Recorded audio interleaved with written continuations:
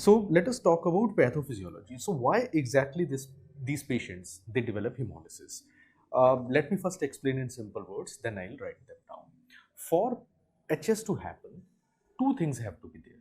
One, there should be a genetic defect in the proteins of the plasma membrane of RBC, and secondly, there should be a normal functioning spleen where this hemolysis is going to happen. Now, what happens is normal RBCs are very deformable and they easily pass through the splenic sinusoids. But patients who are having hereditary spherocytosis, they have a genetic defect in the form of certain absence of proteins in the RBC membrane. There are proteins like encheirin, spectrin, band 3, protein 4.2, etc. These proteins are involved in interaction of the lipid bilayer with the underlying cytoskeletal structure. So if these proteins are deficient, the RBC, when it moves into circulation, it loses small chunks of its membrane as microvesicles. So the surface area to volume ratio tends to fall down. Now they become spherical. When they pass through the splenic spaces, particularly the splenic cord and splenic sinus boundary, they get stuck there.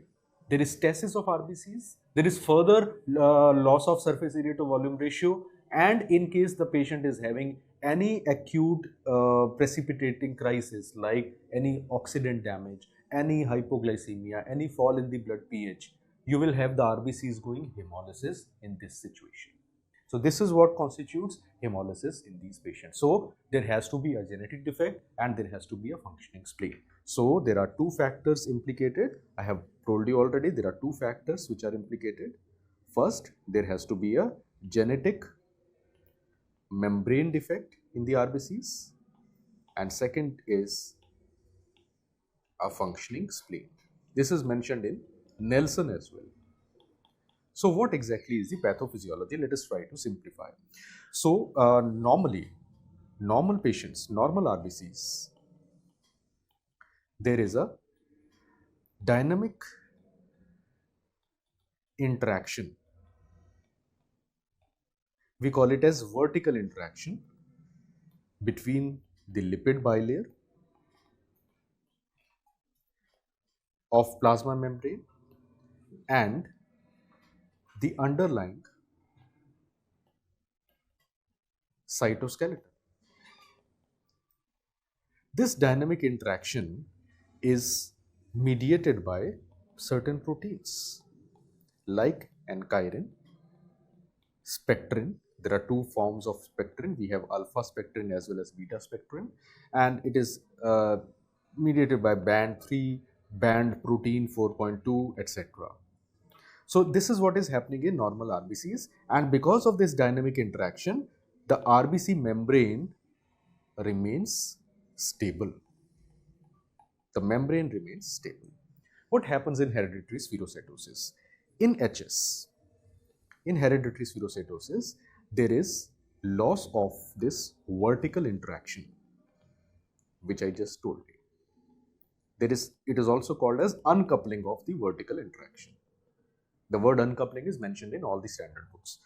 Due to this loss of vertical interaction, because why it is happening? Because the one or more proteins which are implicated in this interaction, they are missing. So there will be loss of vertical interaction, which will lead to loss of small chunks of membrane, small chunks of plasma membrane as microvesicles, right? And because of this, there will be a gradual fall in the surface area to volume ratio of RBCs, right? Because of this, they will become spherical. So there will be development of spherocytes, and these spherocytes will be less deformable. Now, whenever they will pass from splenic cords to splenic sinusoids, they will get stuck. These RBCs, these spherocytes, they will get stuck. There will be stasis. There will be further microvesicle formation, and sometimes either spontaneously or whenever there is fall in blood pH or whenever there is any oxidant damage, there will be RBC lysis. This RBC lysis or hemolysis will produce hemolytic anemia in the patient.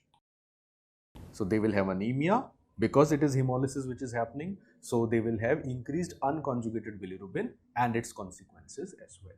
So these patients' clinical features you can easily identify. There will be anemia, there will be jaundice, there will be bilirubin gallstones because everything, all this damage is happening in the spleen. So there will be splenomegaly and there can be some rare features which we shall see separately.